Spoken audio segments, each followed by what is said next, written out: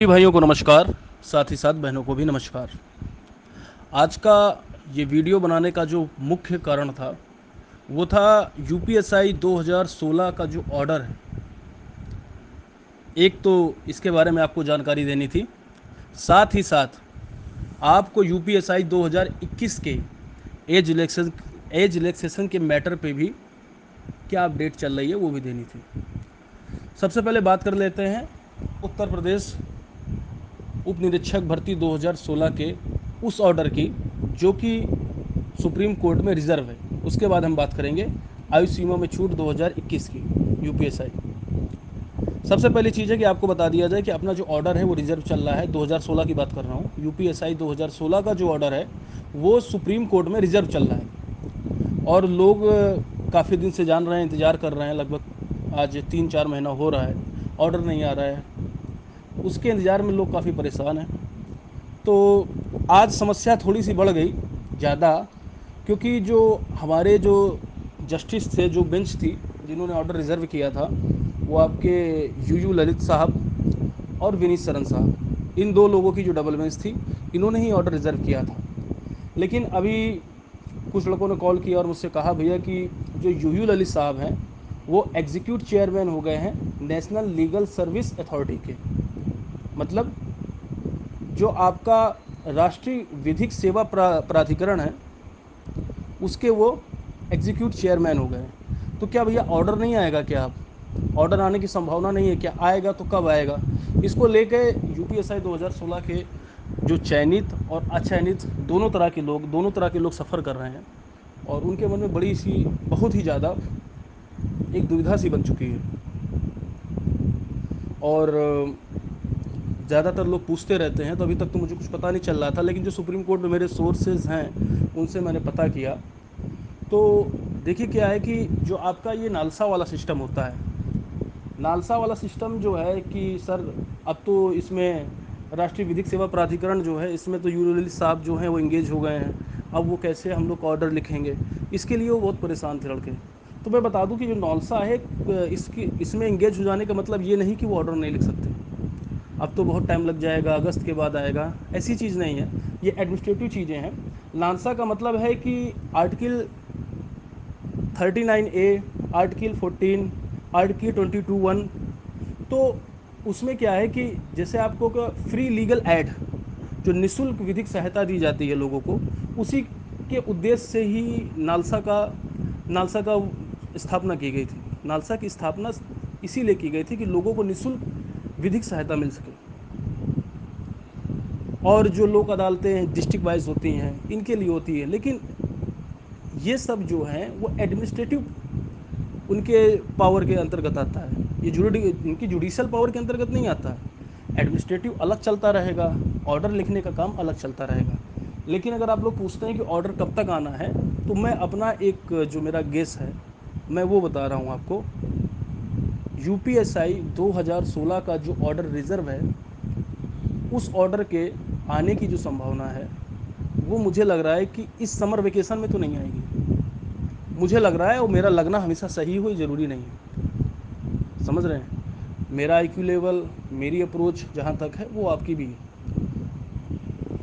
मेरा मानना है कि समर वेकेशन में नहीं आ सकता, क्योंकि सुप्रीम कोर्ट में ऑर्डर डिलीवर करने के लिए रेगुलर कोर्स का होना ज़रूरी है और रेगुलर कोर्स में दोनों जजेस का एक साथ बैठना ज़रूरी है।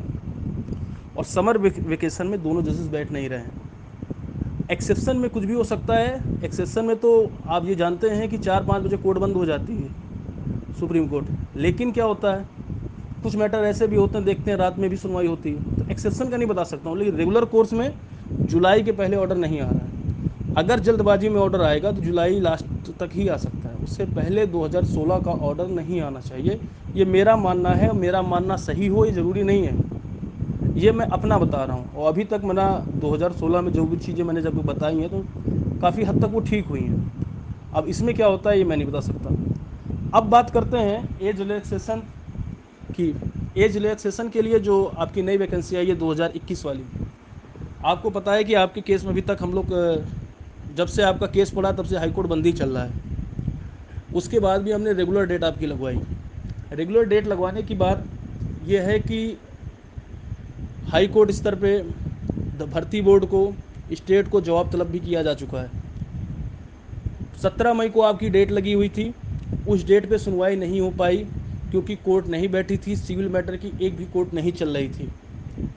अब डेट कब लगेगी, कैसे लगेगी, क्योंकि जो स्टेटस शो कर रहा है केस का, रिट नंबर 4924 का जो स्टेटस शो कर रहा है, सुशील सिंह एंड 127 अदर्स का जो स्टेटस शो कर रहा है वो लिस्टेड नहीं है, ये शो कर रहा है, केस लिस्ट में नहीं है, वो ये शो कर रहा है। तो उसको लिस्ट में लगवाने के लिए हमें अर्जेंसी एप्लीकेशन फाइल करना पड़ेगा। अर्जेंसी एप्लीकेशन इस समय हम इसलिए फाइल नहीं कर रहे हैं कि अगर हमने इस समय अर्जेंसी एप्लीकेशन क्या है कि इसे डालिए तो दूसरे दिन डेट लग जाती थी, लेकिन इस समय अर्जेंसी एप्लीकेशन की डेट नहीं आ रही है। मैं 2-4 दिन से देख रहा हूँ जिन लोगों ने अर्जेंसी एप्लीकेशन डाली उनकी डेट नहीं आई। और मान लीजिए हम अर्जेंसी एप्लीकेशन डालते हैं और उन्होंने मना कर दिया तो 4 जून के पहले हम केस नहीं लगवा सकते। जे मुनीर साहब के पास, जस्टिस जे मुनीर साहब के पास क्या है कि इस समय अर्जेंसी की एप्लीकेशन जा रही है और वो उसकी सुनवाई कर रहे हैं। जैसे ही जे मुनीर साहब के पास अर्जेंसी एप्लीकेशन जाने लगेगी, हम डाल के एक्सेप्ट करा के उसकी डेट लगवा लेंगे MC त्रिपाठी साहब के यहाँ। और जे मुनीर साहब के यहाँ अर्जेंसी एप्लीकेशन पढ़ने का मतलब है कि हम आपकी एक्सेप्ट करा ले जाएंगे, ये हमारी गारंटी है।